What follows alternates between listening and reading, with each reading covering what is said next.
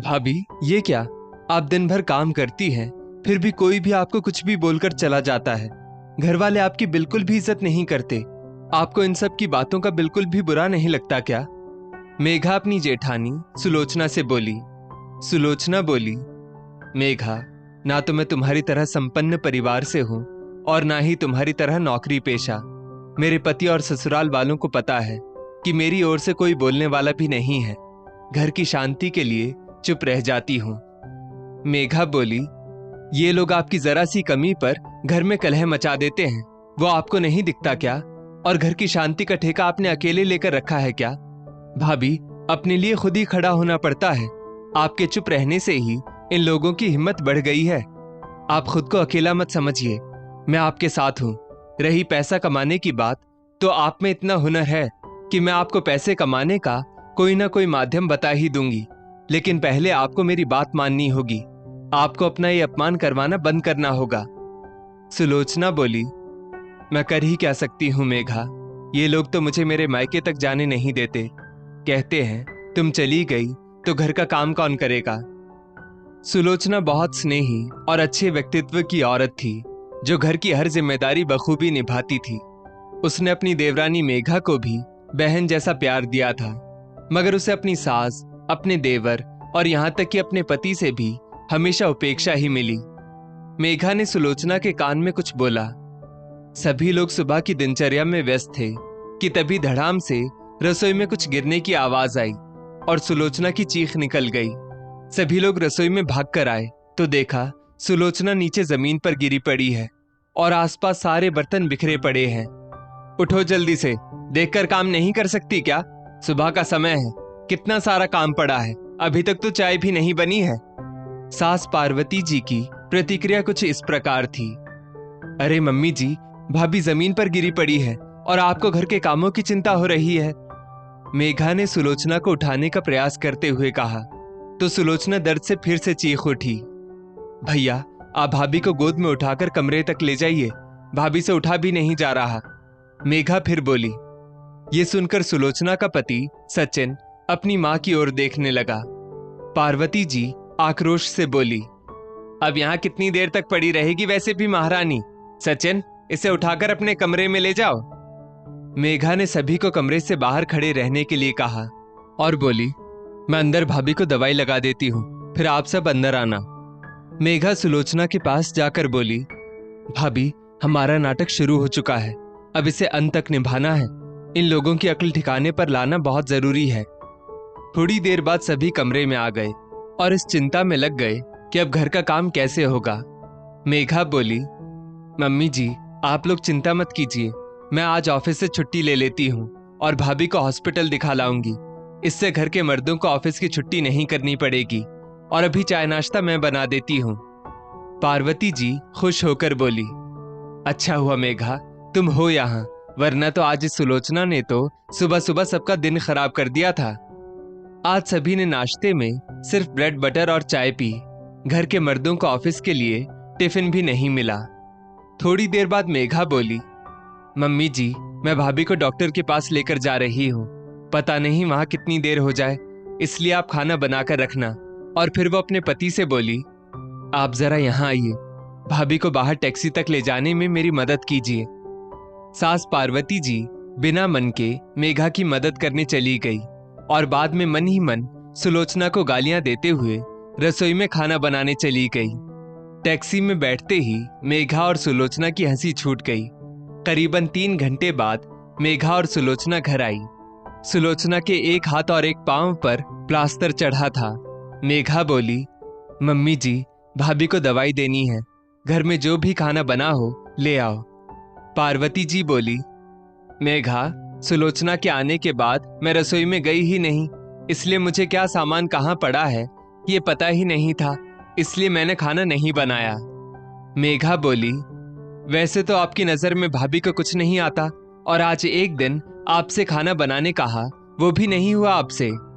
मेघा ने जल्दी से खाना बाहर से ऑर्डर किया, सास को खाना दिया और अपना और सुलोचना का खाना लेकर सुलोचना के कमरे में चली गई। शाम को जब दोनों बेटे घर आए, पार्वती जी ने बताया कि सुलोचना को 2 महीने का प्लास्टर चढ़ा है।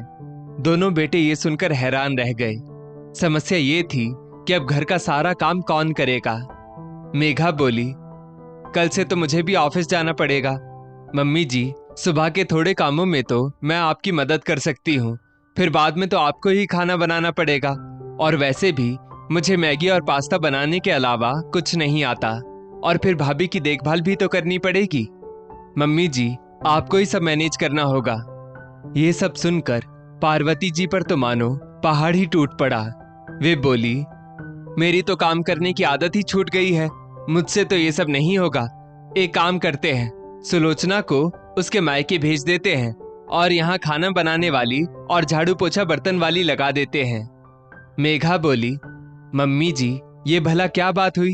भाभी ने आप लोगों की इतनी सेवा की है, उसके बदले में अब जब उन्हें सेवा की जरूरत पड़ी है तो उन्हें मायके भेज दिया जाए। वैसे तो आप उन्हें कभी मायके नहीं जाने देती थी। ससुराल वालों की बातों की आवाजें सुलोचना को कमरे तक सुनाई दे रही थी। सुलोचना अंत में बोली, मुझे मायके जाने दो, क्योंकि भले यहां मुझे शारीरिक आराम मिल जाएगा मगर मानसिक आराम नहीं। दूसरे दिन सचिन सुलोचना को मायके छोड़ आया। सुलोचना के मायके जाने के बाद सचिन और जीतू दोनों भाइयों को अपने कपड़े भी खुद प्रेस करने पड़ते थे। एक दिन सचिन झुंझलाकर अपनी माँ से बोला, मम्मी, सुलोचना थी तो कभी हाथ से कपड़े प्रेस नहीं करने पड़ते थे। पार्वती जी बोली, हाँ, हम सब ने उसी को नौकरानी समझ रखा था। सुलोचना को गए 1 महीना हो गया है, वो थी तो सच में बहुत आराम था। सचिन को भी अब अपनी बीवी की कीमत समझ आ रही थी। वहां मेघा के पति जीतू को भी रोज ऑफिस में डांट मिल रही थी, क्योंकि वो रोज देरी से ऑफिस पहुंचता था। कपड़े, नाश्ता, टिफिन ये सब करने में समय लग जाता था। उसे भी अपनी भाभी की अहमियत समझ आ रही थी। पार्वती जी, जो कि कल तक घर की महारानी बनी फिरती थी, आज उनके चेहरे पर थकावट और जिम्मेदारियों की लकीरें साफ झलक रही थी। पार्वती जी ने एक झलक अपने घर को निहारा। बिखरा और फैला हुआ घर उनको सुलोचना की याद दिला गया। उनको ये एहसास हो गया कि सुलोचना के बिना उनका ये घर मानो बिना आत्मा के शरीर बन गया था। घर में 2-2 मेड लगी थी, मगर सास की सेवा करने वाला कोई नहीं था। पार्वती जी को ये समझ आ गया था कि जिस बहू को उन्होंने हर पल कोसा, ताने दिए, नीचा दिखाया, वो बहू उनके घर की साक्षात लक्ष्मी थी। अब वो सुलोचना के ठीक होकर आने के दिन गिनने लगी। आज मेघा सभी के साथ डिनर करते हुए बोली, शायद आप सबको इन 2 महीनों में भाभी की अहमियत समझ आ चुकी होगी। अब भाभी के ठीक होकर आ जाने के बाद भी ये दोनों मेड लगी रहेंगी और इनका वेतन हम तीनों मिलकर निकालेंगे। छोटी बहू, सुलोचना बहू जैसा स्वादिष्ट खाना और कोई नहीं बना पाता। जब से वो गई है किसी ने भरपेट खाना नहीं खाया। हाँ, अब उसके आने के बाद भी हम सब अपना अपना काम खुद ही करेंगे और उसे पूरा मान सम्मान देंगे जो एक बहू का हक होता है। हम लोगों ने उसकी कोई कद्र नहीं की, इसलिए शायद उसे ये चोट हमें आईना दिखाने के लिए ही लगी थी। खाना सुलोचना बनाएगी और हम उसे महीने के जेब खर्च के लिए पैसे भी देंगे और बाकी कामों के लिए मेड लगी रहेगी। पार्वती जी बोली। आखिर सुलोचना के ससुराल वापस आने का दिन आ ही गया। पूरा परिवार सुलोचना को उसके मायके लेने गया। अंदर कमरे में जाकर मेघा सुलोचना के गले लगी और फिर उसे सारी बातें बताई कि कैसे पूरे परिवार को अब उनकी कद्र होने लगी है। सुलोचना बोली, ये सब तुम्हारी वजह से हुआ है मेघा, वरना मैं तो ऐसे लोगों के बीच घुट घुट कर मर जाती। देवरानी जेठानी की लड़ाई के किस्से तो सब जगह मशहूर हैं, मगर देवरानी जेठानी का ऐसा प्यार कम ही जगह देखा जाता है। मेघा बोली, भाभी, हमारा ये नाटक गुप्त ही रहना चाहिए, इसलिए आप थोड़े दिन लंगड़ाकर चलने का नाटक करना, वरना हमारी पोल खुल जाएगी। और दोनों हंस पड़ी। दोस्तों, इस स्टोरी को लेकर आपकी क्या राय है, नीचे कमेंट करके जरूर बताइएगा। और ऐसी ही और भी बेहतरीन वीडियोस के लिए हमारा पेज जरूर फॉलो करें।